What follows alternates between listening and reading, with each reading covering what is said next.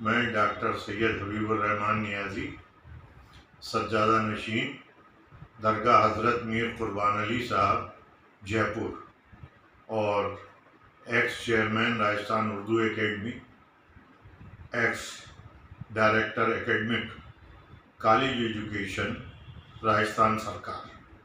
یہ میں نے اپنا تعارف اس لیے کرایا کہ لوگ باگ یہ نہیں سمجھیں کہ کوئی جاہل آدمی آپ سے مخاطب ہے۔ حالانکہ کوئی بھی یہ نہیں کہہ سکتا کہ وہ پڑھا لکھا ہے، لیکن پھر بھی کیونکہ آج کل جو مسئلہ ہے جس لیے میں نے یہ ویڈیو بنائی وہ بہت گرم ہے۔ شہاب جو پیدل حج پہ جا رہے ہیں اور اجمیر شریف کے خادم کے بیچ، اس کو انہوں نے صرف مسلمانوں کے ایک فرقے نے جو صرف ایک جماعت کے لوگ ہیں انہوں نے اس کو بلا وجہ طول دے رکھا ہے۔ دیکھیے، پہلی چیز تو یہ سمجھ لینی چاہیے کہ اگر شہاب پیدل حج پہ جا رہے ہیں تو وہ ہم پہ کوئی بڑا احسان نہیں کر رہے ہیں، وہ صرف اپنے ثواب کے لیے اور اپنی شہرت کے لیے پیدل جا رہے ہیں، کیونکہ وہ پہلے آدمی نہیں ہیں جو پیدل جا رہے ہیں۔ ہزاروں آدمی اب تک حج کے لیے پیدل جا چکے ہیں۔ یہ کوئی شہاب نئے نہیں ہے، جیسے کہ چاند پہ گئے ہوں تو ایک بہت بڑی بات ہے۔ یہ تو اس وقت ان کو کسی وجہ سے کچھ طاقتیں ان کے پیچھے ہیں جو ان کو یہ شہرت دے رہی ہیں۔ تو پہلی چیز تو دماغ میں یہ آنی چاہیے کہ اگر وہ پیدل حج کو جا رہے ہیں تو یہ ان کے لیے ثواب کا کام ہے، وہ بہت اچھا کام ہے، ہم اس کی تعریف کرتے ہیں۔ لیکن یہ نہیں ہے کہ ان کو اس بیچ پہ اگر کوئی بھی چیز ہو اور وہ جو کام کریں گے وہ سب جائز ہو جائے گا۔ اس چیز کو اپنے دماغ سے نکال دیں۔ اب رہی بات اجمیر شریف کی، دیکھیے کوئی بھی چیز ہوتی ہے تو تالی ایک ہاتھ سے کبھی نہیں بجتی، دونوں طرف سے دقت ہوتی ہے۔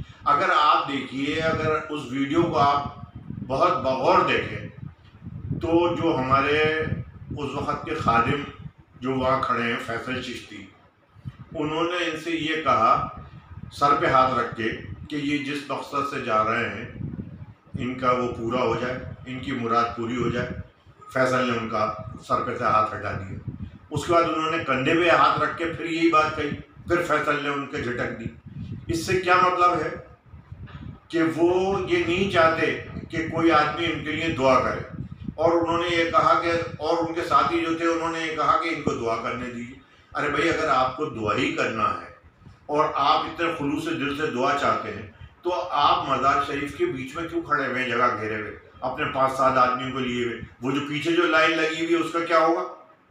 وہ لوگ جو پیچھے والے تھے ان کو بھی تو حاضری دینی ہے نا۔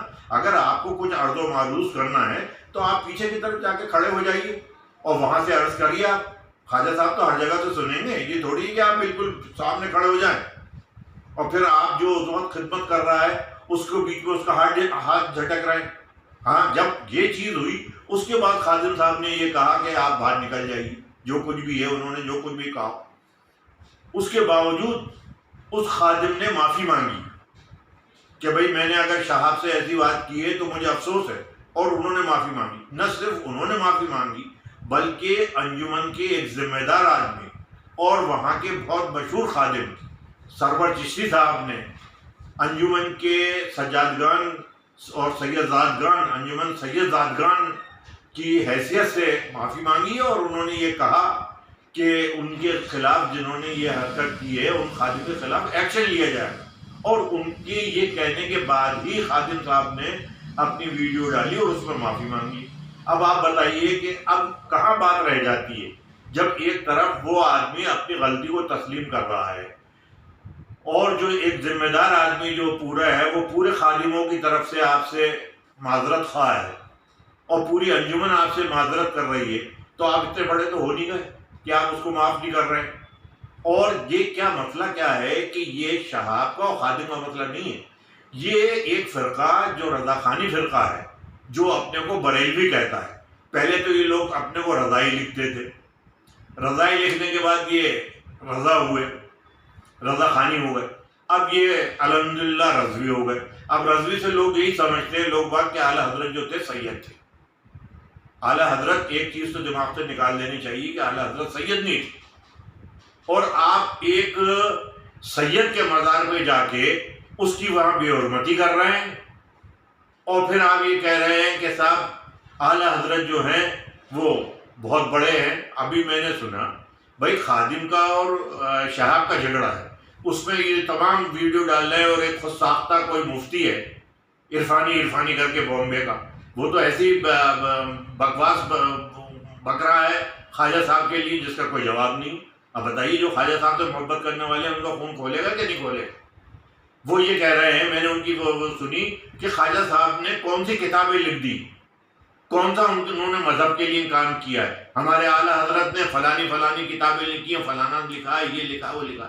تو پہلے تو بھائی یہ کہ تمہارے اعلیٰ حضرت 10,000 مرتبہ جنم لے لیں تو بھی خواجہ صاحب کے برابر نہیں ہو سکتے ہیں۔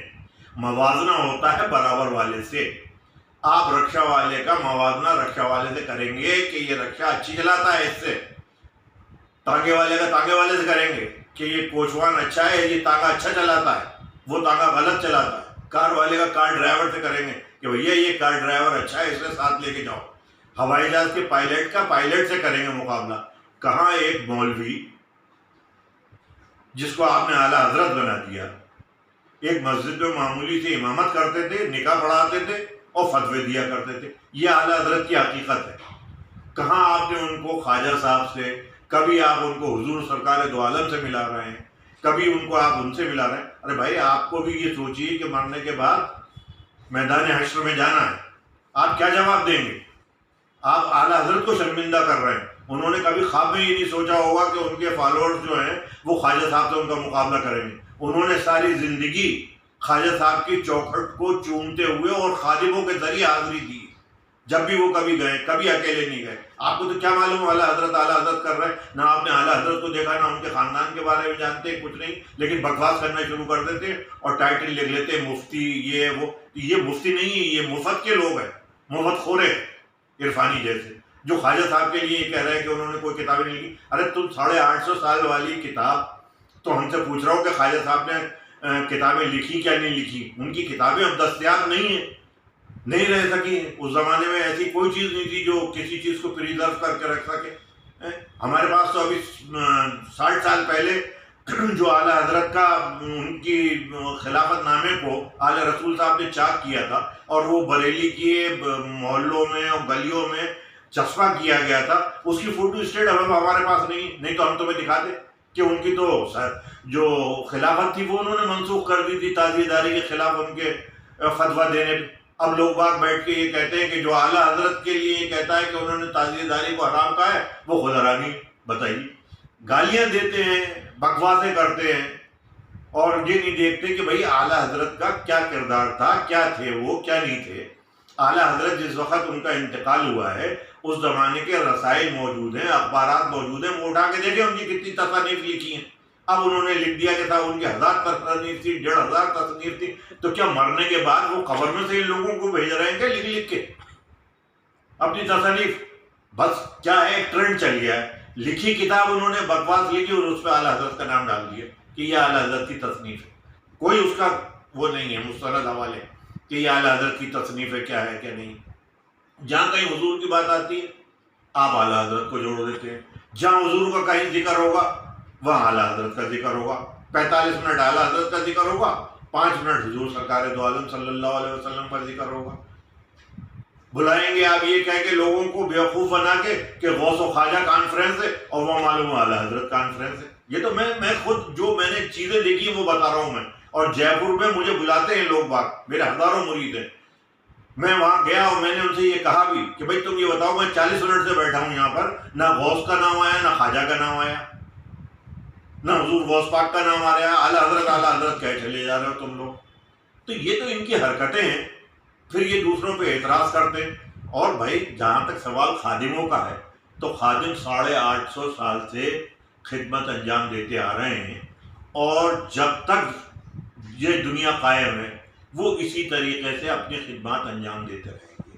ان کی اولادیں نسلاً در نسلاً اسی طریقے سے یہ خدمت انجام دیتی رہیں گی، ان کو کوئی روکنے والا نہیں۔ یہ خواجہ صاحب کا ان پہ کرم ہے۔